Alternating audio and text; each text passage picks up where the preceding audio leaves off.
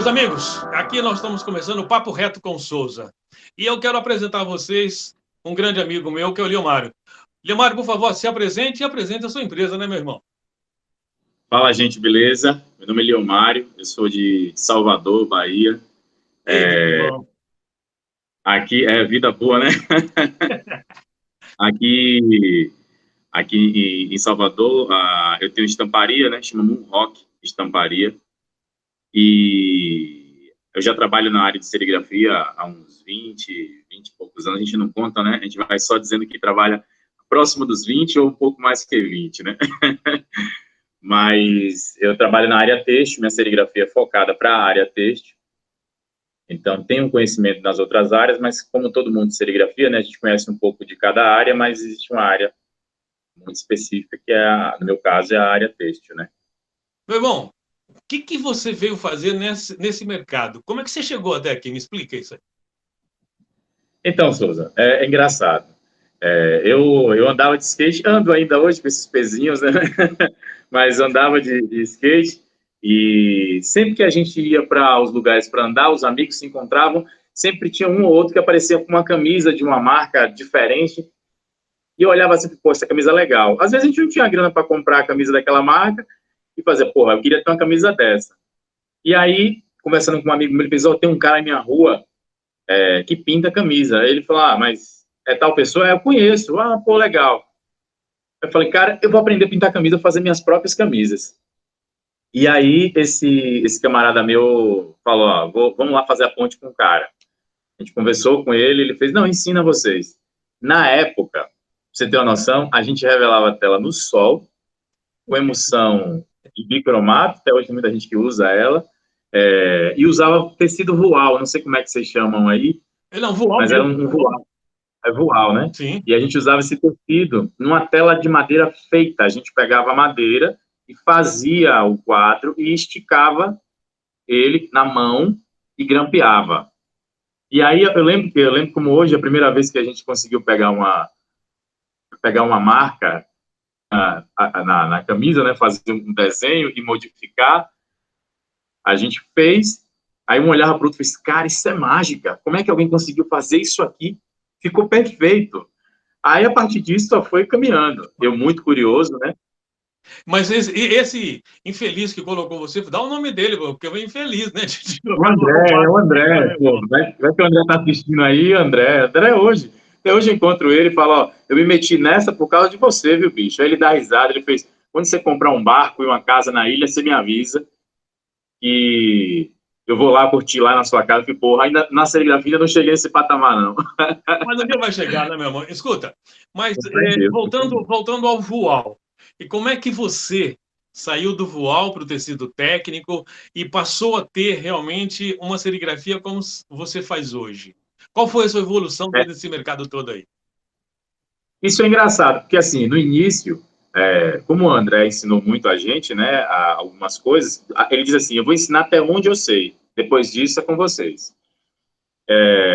Eu comecei a ir nas lojas de serigrafia, na época tinham 2 lojas aqui, e eu comecei nas lojas de serigrafia, visitar as lojas e numa dessas visitas tem um vendedor, a Ari, vez que eu vou lá e encontro ele, ele fez, foi eu que lhe ensinei, viu? Ari diz assim, lembra da primeira vez que eu tive na loja e você esteve lá? Como é que aconteceu?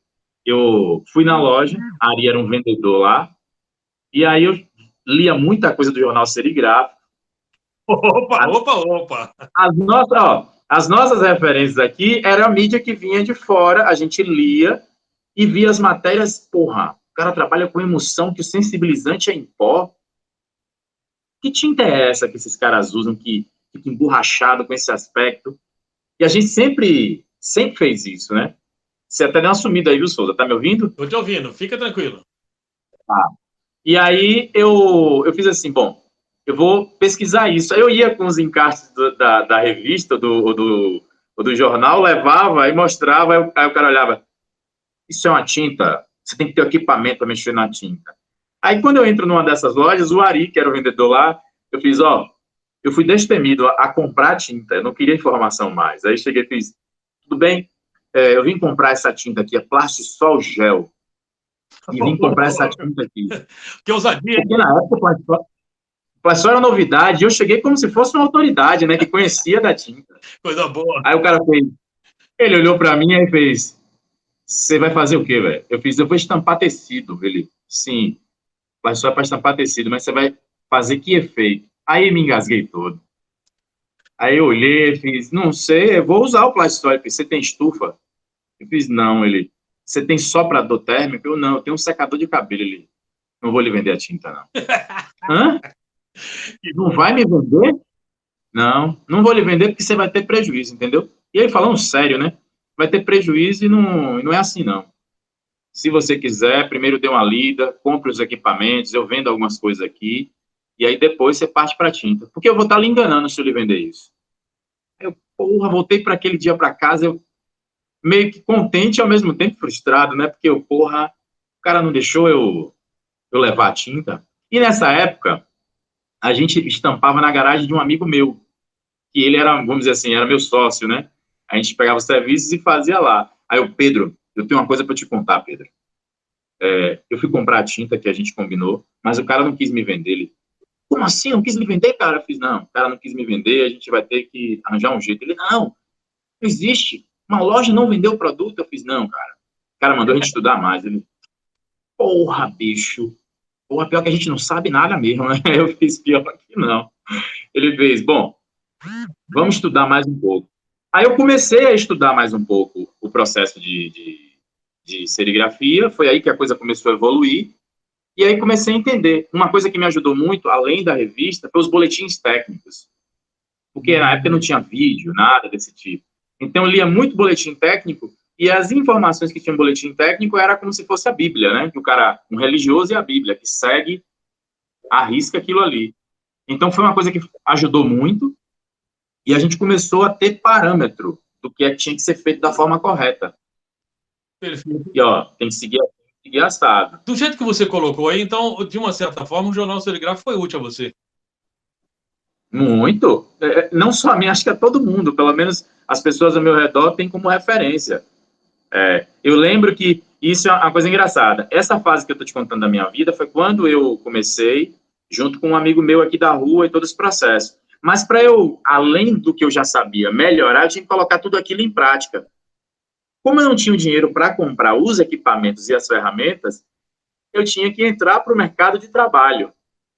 E aí, como é que entra no mercado de trabalho se você não tem experiência comprovada? Ninguém lhe dá a oportunidade, ninguém lhe dá a oportunidade de entrar numa estamparia séria para chegar lá e pegar uma tela ou fazer qualquer serviço dentro da área. Você tem que ter um mínimo de experiência. E aí eu decidi, essa coisa muito engraçada, eu não esqueço disso até hoje. Eu decidi bater na porta das empresas. Tem uma pessoa que me ajudou muito nessa fase, foi a representante de tinta aqui da Bahia, que é a Márcia. Ela é representante da Gênese hoje. Já era da Gênese. Né? Ela fez assim, eu tenho contato com algumas estamparias, porque eu enchia muito saco dela atrás de amostra de tinta, atrás de tudo que tinha diferenciado em informação. Ela foi uma representante muito importante aqui nesse aspecto, porque ela trouxe muita informação para a gente aqui e fez muita ponte entre Gênese e os fabricantes de tinta para aqui, né? Aquele cara carrapato, ficava grudado em tudo. Se a Gênese respirasse, eu estava lá do lado. O fabricante de tinta que vinha para cá fazer palestra estava do lado. Podia ter visto a palestra 10 vezes. E aí eu falei com ela, se você tiver contato com alguma empresa, eu trabalho até de graça, mas que eu possa aprender alguma coisa Maravilha. Aí ela fez assim, não te prometo nada, se eu souber de alguma coisa, eu te indico. Aí surgiu uma oportunidade de uma empresa, ela fez, estão precisando do ajudante lá, você quer ir? Eu fiz, quero, claro. Fui na empresa, fiz o teste, eu acho que não foi muito bom, e aí não me chamaram, nem nada. E aí passou alguns meses, ela me indicou outra empresa. E eu fui nessa outra empresa. Quando chegou nessa outra empresa, a Logos Camiseta, né, eu lembro até hoje dela, que eu fui, aí chega lá, eu fui fazer a entrevista, como ele diz, né, para saber o que é que eu queria. Aí eu só dizia assim, eu quero falar com o dono. Na época era o Loyola. Eu falava, falar com o dono. Eu fiz, o dono? Quem é você? Não, é porque eu estou procurando emprego e tal. Não, começa o pessoal de RH. A gente está com uma empresa importante, grande, vou conversar com o dono. Fiz umas 2 vezes lá, nunca me atenderam. Aí na terceira eu voltei lá. Aí o cara fez, cara, que cara estranho, esse cara já é a terceira vez que vem aqui. esse cara deve ser algum espião de outra empresa aqui que está tentando se filtrar aqui na empresa, mas eu vou ver o que é que esse cara quer. E aí eu fui. Quando cheguei nessa empresa, o dono me atende e fez, qual a sua intenção aqui? Eu fiz, não, eu quero aprender e tal, não precisa pagar nada não. Não lhe pagar nada? Não, eu só quero aprender. Contei minha história, ele fez, tá, você vai ficar um mês aí, não vou pagar nada não, viu? Eu fiz, não, tudo bem, vai pagar, tudo bem, eu vou ficar, eu quero aprender. Resultado, fiquei de graça, só levava o almoço, e aí, no terceiro mês, ele fez, ó, te gostou do seu trabalho aí, traga a carteira aí que a gente vai assinar Vamos pagar você vai ser um trabalhar com... picolézinho aí. É, foi aí que eu comecei como ajudante, de serigrafia. E trabalhei durante muito tempo nessa empresa, e aconteceu muita coisa nesse período, inclusive o falecido Jorge, da Sim, Gênesis, sim. me visitou a empresa na época, e foi quem abriu meio que o caminho para mim, porque quando eu estava trabalhando nessa empresa, ele visitava várias empresas aqui na Bahia, e uma delas era a empresa onde eu trabalhava. Quando ele chegou lá, eu fiz, o Jorge da Gênesis, esse aqui é o Jorge da Gênesis, pô, que massa, eu já li vários artigos de vocês aqui, eu leio coisas nas revistas, em tudo de vocês aqui. Aí ele dizia assim, ah, que massa. Aí o dono da empresa disse, ó, se eu lhe contar a história dele aqui, resumindo, o Jorge fez uma ponte para que eu pudesse ir para a Gênesis. Ou seja, tudo aquilo que eu via na revista, nos boletins técnicos, eu ia ver pessoalmente. Ô, coisa Então, boa, hein? 15 dias em São Paulo, velho. Para a gente aqui era ouro. Então, fui, aprendi muita coisa. Ou seja, eu já fui. Tem uma frase de um cara que eu acho interessante. Ele diz assim: sorte eu tive, mas eu estava preparado. Então, ou seja, eu tive a sorte do cara me levar, mas eu lá atrás pesquisei muito. Então, tinha muita teoria aqui na cabeça, mas não tinha execução prática. Uma boa escola, não? Muito boa escola. Para muita gente, né? E assim, eu tenho, de uma certa forma, vou contar um pouquinho também de um passado, tá? Eu tenho muito a ver com essa história das empresas terem esse centro de treinamento. Porque eu venho de uma Uhum. formação acadêmica de escola, eu dei aula há muito tempo. Quando eu entrei nesse mercado, eu comecei a bater nas portas e falar: vocês têm que ensinar os caras, ensina eles, que eles não vão errar.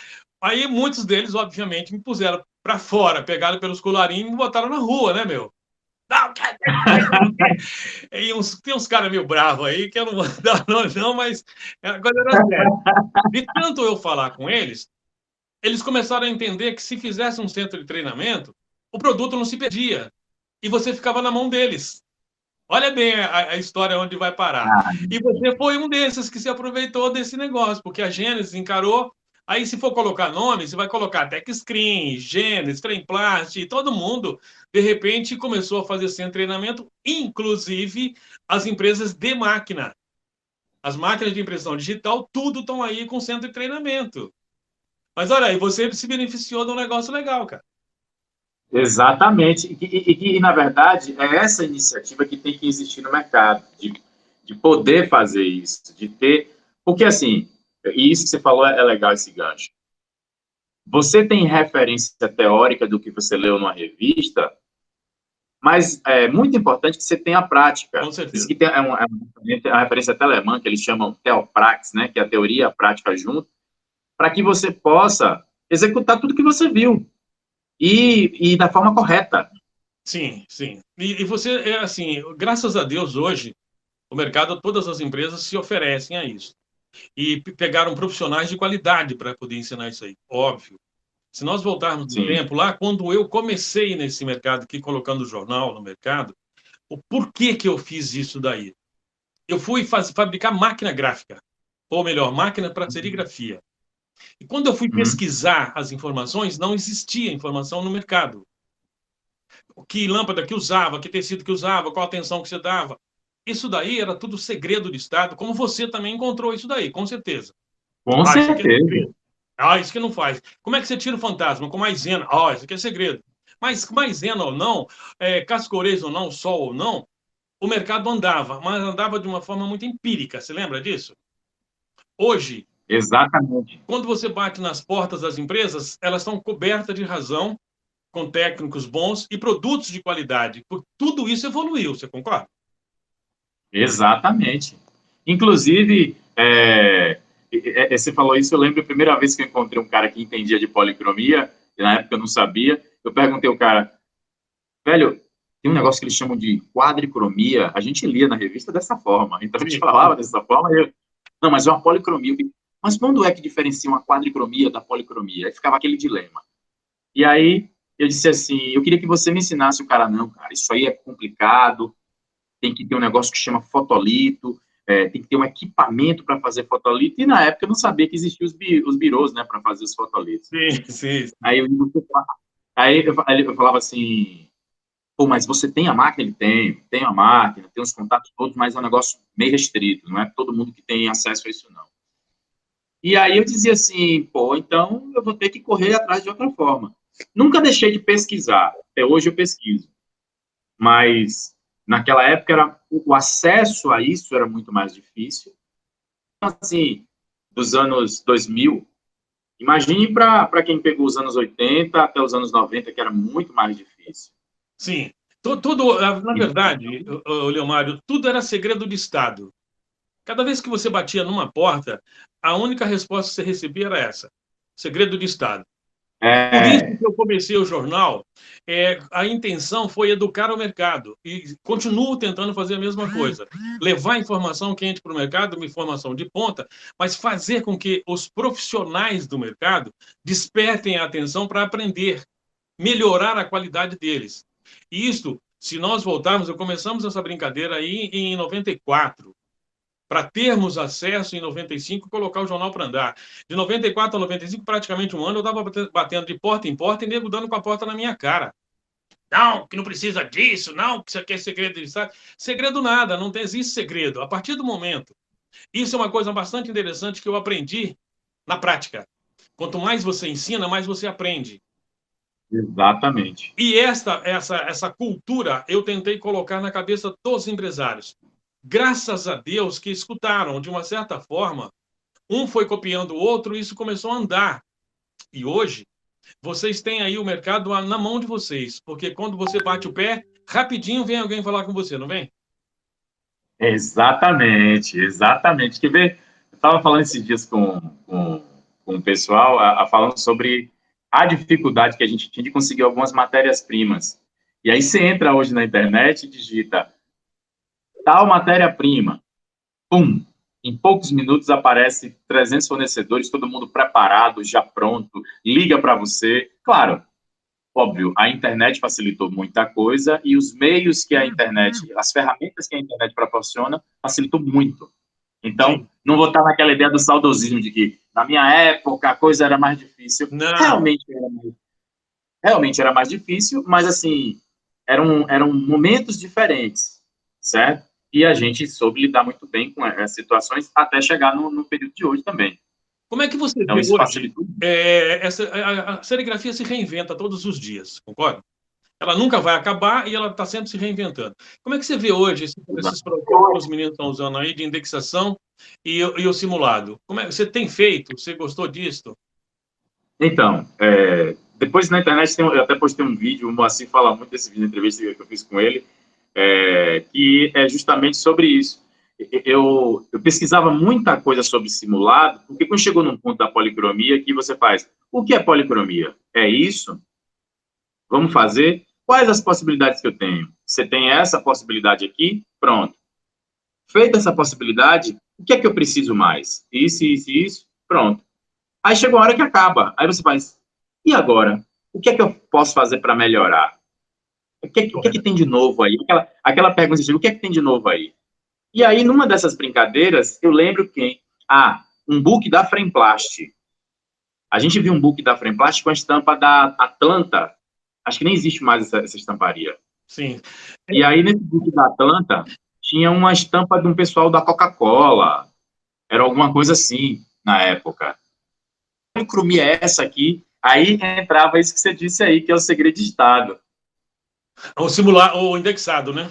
Exatamente. Existe uma diferença entre a quadricromia, o simulado e o indexado. Cada um deles, Exatamente. inclusive, foi a matéria que nós soltamos na última edição do jornal, falando a respeito desse assunto. Porque Exatamente. com o advento do computador, de uma certa forma, facilitou muito o tratamento da imagem. Você concorda? A partir do Concordo. momento que você colocou o computador e você passou a ter algumas ferramentas no computador para você separar as coisas foram tomando um outro rumo. E hoje você tem aí uma qualidade espetacular com a serigrafia em tecido ou em qualquer tipo de produto, com uma qualidade ímpar, né, meu? Você falou foi interessante. Eu lembro no início, eu fiz na época a primeira policromia e conversando com um cara que me deu a noção, isso já dentro da estamparia, eu era funcionário de estamparia, e o cara dizia assim, antigamente era pior para tirar esses filmes, porque a gente pegava uma malha de trama, não me recordo bem o nome, e pegava os cromos e separava na mão. Ou seja, era um processo muito mais difícil para fazer. Era ele explicava para mim, eu não me recordo agora, mas você até deve conhecer como é esse processo. Ele pegava os cromos antigos, né, da fotografia e fazia a montagem. Sim. E em cima disso que ele desenvolvia a policromia, isso no início. Até do processo gráfico, eu acho que era assim. Você tem um conhecimento até mais do que eu sobre isso. O pessoal usava muito também os oleolitos, né? Que você imprime no papel, passa óleo e você se revelava. Aí depois apareceu o enegrecedor, que você usava mesmo nos filmes ou no oleolito, você joga o enegrecedor e crescia a imagem para você revelar com mais facilidade. Aí Exato. entrou os computadores com... tem um nome que eu não me lembro agora, quando você começava a separar as cores. Mas se separavam 4 cores somente. E aí você regulava tudo nas curvas das retículas. Agora, quando você passa para o simulado e para o indexado, você passa a ter um outro conceito. Porque no simulado, você ainda tem retículas de diversos tamanhos, mas ela vai com cor pura. Ela não compõe a cor. Os meios Exatamente. você consegue colocar direto. Né? Onde termina uma, começa a outra. Ou Exato. seja, as anuâncias, aquelas cargas de 5% a 95%, porque 0 é nenhuma e 100 é chapado, eles determinam que o branco começa por aqui e termina aqui. Nesse terno do branco entra o vermelho ou o amarelo, que foi escolhido, e complementa usando uma área do branco, ou seja, se complementar e não se misturar como acontece na policromia, né? Hoje, você fazendo o simulado indexado, você tem cor pura.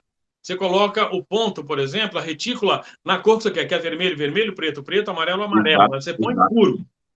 Né, meu? Ou até os meios tons, porque se você quer um meio verde, você consegue a tinta meio verde e coloca lá o meio verde no lugar certo. Quer dizer, foi uma evolução fantástica. E os meninos que chegaram aí, tem uma meninada aí, Rafael e mais uns outros, que são Rafael, Vânio, os caras são... deixa eu te dizer uma coisa. Você falou aí, me tocou num ponto que eu queria muito salientar isso, eu falo sempre isso. Então, de surgimento de pessoas como eles no mercado e se as marcas gerar visibilidade para eles. Não só eles, os outros que têm o mesmo perfil deles trabalhando, mas eu falo eles por pessoas que se evidenciaram mais. Então, você pega um Vânio, lá em Brasília, que faz um trabalho massa, o Rafael Roan também, que faz um trabalho... Joel. O Joel Mariano também, Outro Nascimento fazendo aí para cima também, fazendo um trabalho muito bom, né, meu? Então, esses caras que chegaram fazendo, né, meu? Exatamente. Na matéria, acho que tem o Nascimento falando alguma coisa, se não me engano, no jornal. Sim. O Nascimento também é sensacional. Ele faz um trabalho muito bom. E, assim, muita gente acha que, tá na internet, está fácil. Não é tão simples. E gerar o conteúdo que eles geram é muito importante para quem está do outro lado. É como eu digo, a revista e o jornal é muito importante para quem está do outro lado entender que tem alguém que está representando você, falando disso, falando de uma forma profissional e trazendo visibilidade para outros no mercado. Porque, por exemplo, quando fica na mão de meia dúzia de gente em uma panela, a coisa fica mais difícil de você trazer. Exato. Por exemplo, eu vou contar uma história rápida, breve, mas bem interessante. Aqui na região de Salvador, especificamente, na Bahia, especialmente em Salvador, o carnaval é uma indústria muito forte no sentido têxtil. O abadá um, um item muito importante para o segmento têxtil. Só que chegou um ponto que a mortalha ou o abadá, ele não é feito, não era feito mais com serigrafia, e se utilizou muita sublimação. Como é uma peça feita especificamente para o dia, fazia com que as empresas produzissem, mas não com a mesma qualidade que fosse uma peça de plastisol para moda. Sim. Então, isso gerou no mercado uma osmose de só produzir rápido e entregar aquela história do promocional. Fez, entregou, fez, entregou.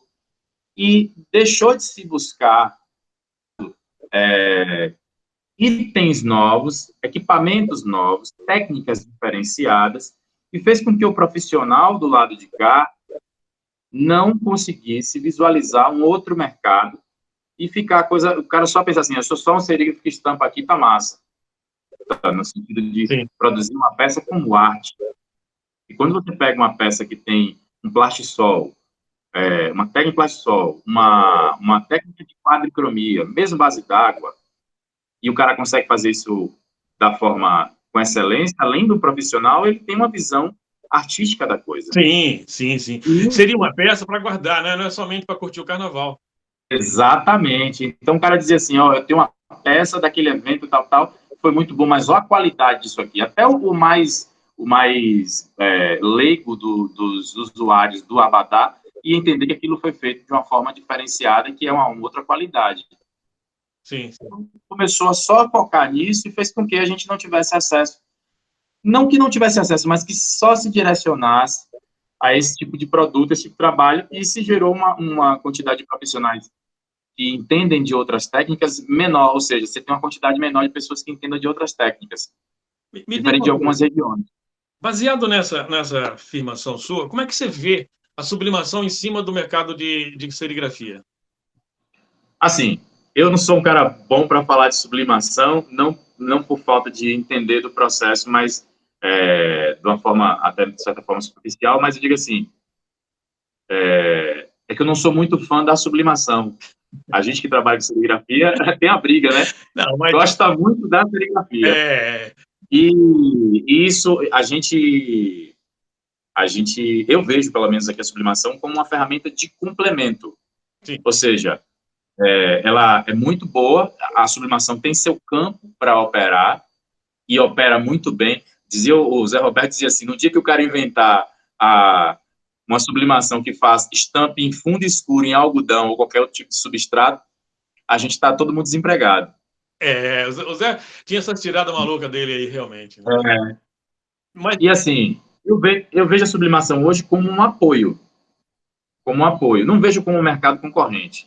Eu vejo como um apoio, porque sempre que ela entra num campo onde era da serigrafia, a serigrafia já saiu em outra porta. E outro detalhe, né, Leomar? Você há de convir comigo. Nós estamos morando num país tropical, né? Nós gostamos de roupa de algodão, né? Exatamente. Eu quero ver quem o algodão tem do algodão, né? Então, assim, a sublimação ela é feita em tecidos de poliéster, de tons claros e tudo. Existem algumas técnicas que elas sobressaem, ficam até melhor, de certa forma, do que a serigrafia, que são os pontos que são relevantes, esses pontos, que é o toque, a qualidade da definição da estampa, que são coisas realmente, de certa forma, superior a alguns processos de serigrafia, porém, com as limitações. Então, eu brinco muito assim, onde a sublimação veio, a serigrafia foi e voltou. Já passou. Então, assim, ela foi, passou e voltou, e disse, ó, aí é legal, eu posso ir aí. Mas a sublimação nunca veio nesse campo de cá, de poder sublimar uma peça torta que nem um shape de skate, enfim. Sim. Ou um capacete. Hoje existe algumas coisas, mas ainda assim com algumas limitações, né? Dentro desse universo aí, nós temos um ataque à serigrafia, que são as DTGs, né? Direta no tecido. Até onde você acha que isso pode chegar? Você acha que leva? Não leva, né? Não leva, não. Deixa eu te contar uma coisa engraçada. O Rafael Baggio, acho que a galera conhece dele, o Rafa é referência em DTG em serigrafia. Ou seja, ele foi o único cara que conseguiu casar os dois ali dentro sem ter briga, né? Conseguiu botar gato e a DTG dele funciona mais em cima de tecido sintético, meu. Ele não dá exatamente algodão, não. Eu vi uma entrevista outro dia do cara da Cornit, e ele disse que no Brasil, se eu não me engano, eu posso estar falando besteira, mas o Rafael é o único no Brasil, ou é o único no mundo, que usa DTG para aquele mecanismo, pintar malhas UV, alguma coisa assim. É, Eu achei bem interessante. ele é top. Por sinal, quando eu estava falando com você, eu falei com ele também, entendeu? Nós vamos fazer um bate-bola também. Porque eu Opa! entendo o seguinte, eu conheço vocês há algum tempo, a gente já se trombou por aí, por esse mercado, diversas vezes. E são pessoas que eu respeito. Respeito pelo seguinte, pela sinceridade que vocês têm quando vocês falam. Vocês não ficam massageando o ego de ninguém. Quando vocês têm que colocar para fora, você joga no ventilador e ponto. Sabe? E isso você tem que ter respeito. Eu até hoje eu não tenho rabo preso com ninguém, por isso que eu consigo entrar e sair de todas as empresas de boa. Porque eu nunca me vendi para eles, entendeu? Eu sempre fui. Quando eu vi alguma coisa errada aqui no mercado, ia lá no Zé Roberto e falou: essa porra, essa tinta tá dando pau lá, rapaz. Ele e trovejava. Da mesma forma com o Yoshimi, com os outros. Sempre tive passe livre para comentar e criticar. Eu acho que isso é uma porta aberta que nunca vai se fechar, entendeu? Graças a Deus, eu estou aí no mercado há 27 para 28 anos e ainda não conseguiram amarrar meu pé. É que nem a morte da serigrafia, como diz o cara, né? É, Já fui pro enterro, mas nunca vi o corpo. pois é, rapaz. Mas assim, nesse papo, eu fico muito feliz, eu estou até orgulhoso de estar falando contigo, de você falar que o início de você, praticamente, foi com o jornal Serigráfico debaixo do braço. Mostra. Então, imagine para mim como é que é falar com o cara que deu toda essa informação, né? Que isso, rapaz, que isso. Você quer saber? Você não imagina o quanto é importante para nós escutar a ponta.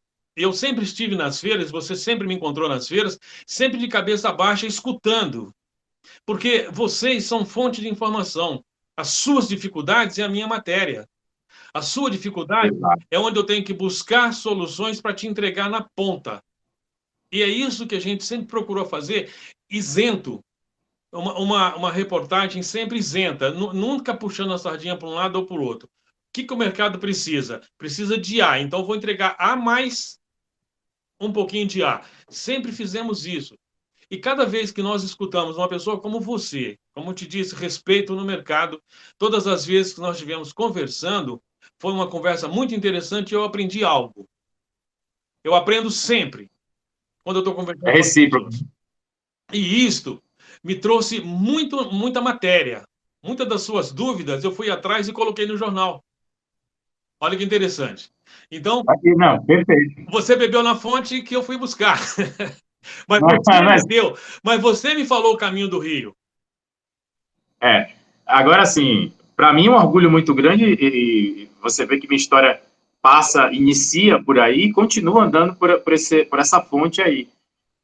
Gente do mercado serigráfico, se não alguns, mas todos, como posso dizer, eles são o jornal, foi a fonte de acesso rápido, claro e objetivo.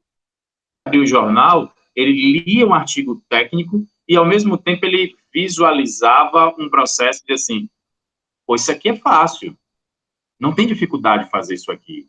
Olha o jeito que o cara fala. Você permeava por todos os lados.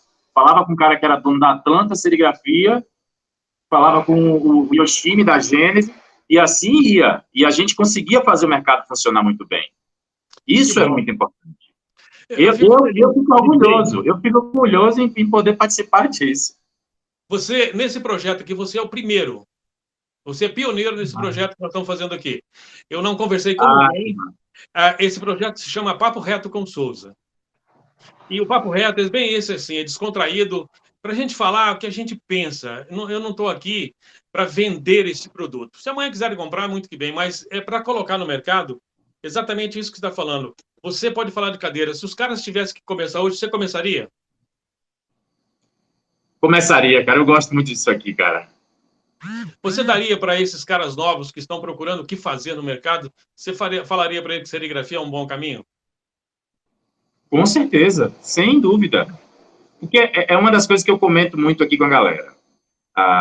O cara chega assim, usar quadro de madeira é correto usar... Eu tenho uma premissa que é a seguinte, na minha estamparia, que hoje eu estou aqui na estamparia, a gente só usa quadro de alumínio. Todo o nosso quadro de alumínio, eu uso tecido amarelo, todos os meus tecidos aqui são tecidos amarelos, enfim, porque meu cliente paga para eu ter isso, certo? Sim, sim, sim. Então, se o seu cliente paga para você ter isso, perfeito, use, vá e faça. Deixa eu te fazer uma pergunta. Você já usou os nylons também, não já? Já aconteceu de Já. você de revelar e ele refletir e picotar toda a lateral e ficar todo serrilhado?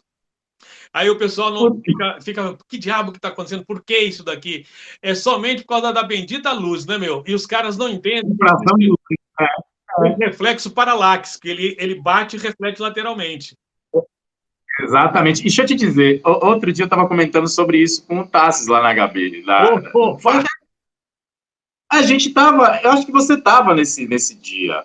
A gente comentou, você deu uma aula sobre isso junto com o Tassis. Já você estava, porque eu estava com o pessoal da HB conversando e a gente falou assim, cara, esse negócio de lâmpada fluorescente, o André também estava, ele disse assim, a luz passa múltiplos raios e faz... Só que assim, no geral, a galera acaba não percebendo, mas quando você pega um serviço complexo, que exige o máximo de detalhe, o máximo de definição, você acaba se esbarrando com esse tipo de situação. Então, ou seja, você pega um tecido branco, uma lâmpada fluorescente, uma arte feita no vegetal Mas assim, né? e estampa.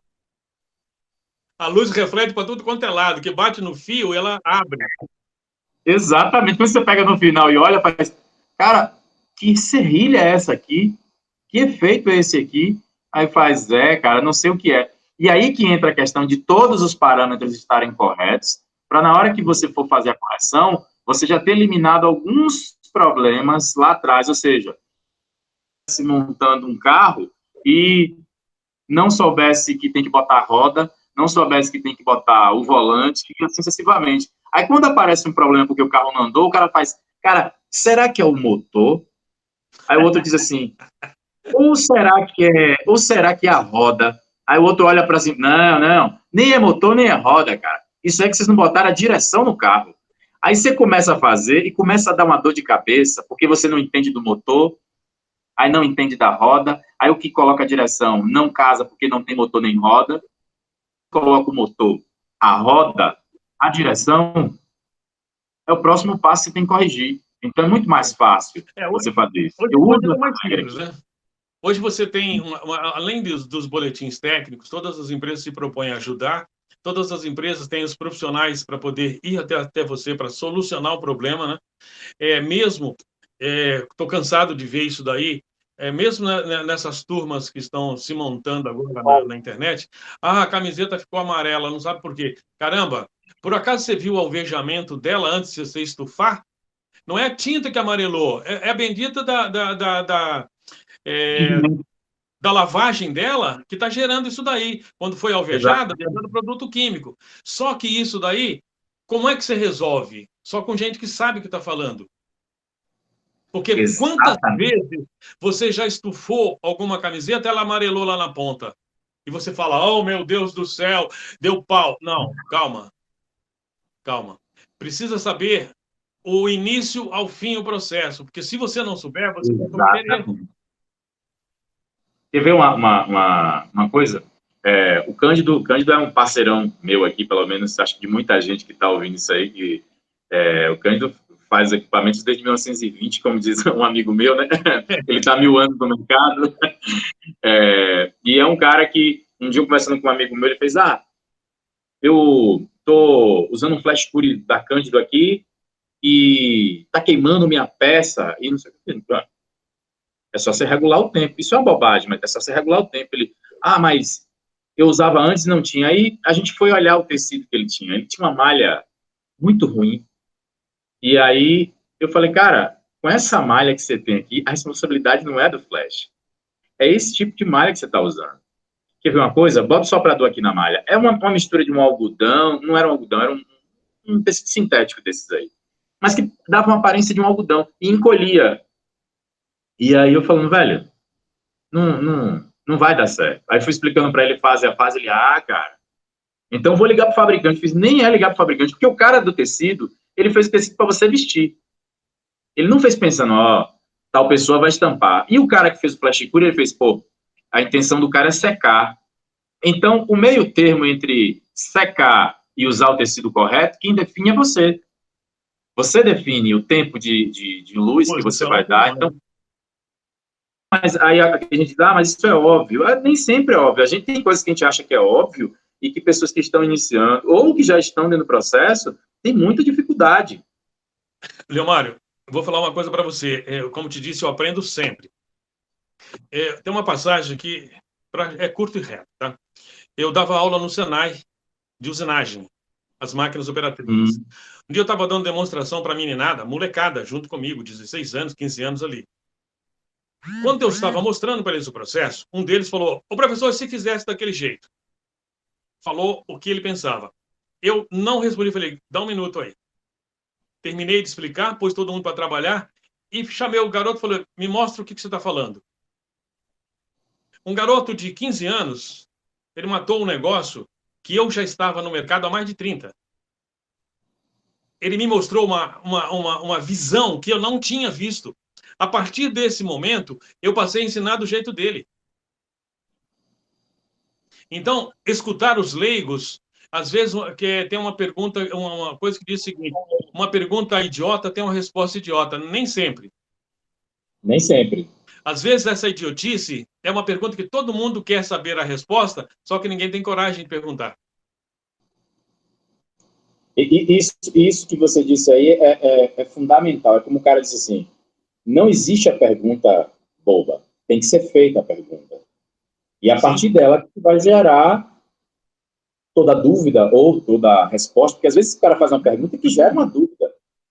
Sim. Eu quero dizer, por que você usa quadro de alumínio com a alma por dentro do quadro? Se você não tiver um conhecimento um pouco mais, não, porque me disseram que é bom. É dessa forma que passa o hereditário, sabia? O cara diz assim, desse jeito mesmo. Eu sempre usei sensibilizante para endurecer a tela e nunca tive problema. Sempre usei. Você está falando aí, mas sempre usei. Você sempre usou? Sempre usei. Mas por que você usa sensibilizante e não endurecedor? Não, porque o sensibilizante é melhor. Melhor quanto? Não, você sabe o que é tem nocivo nisso? Enfim. Olha, a gente tem assunto, hein, meu? Essa brincadeira aí, você já viu que nós já rolamos mais de uma hora de conversa, jogando conversa fora aqui, rapaz?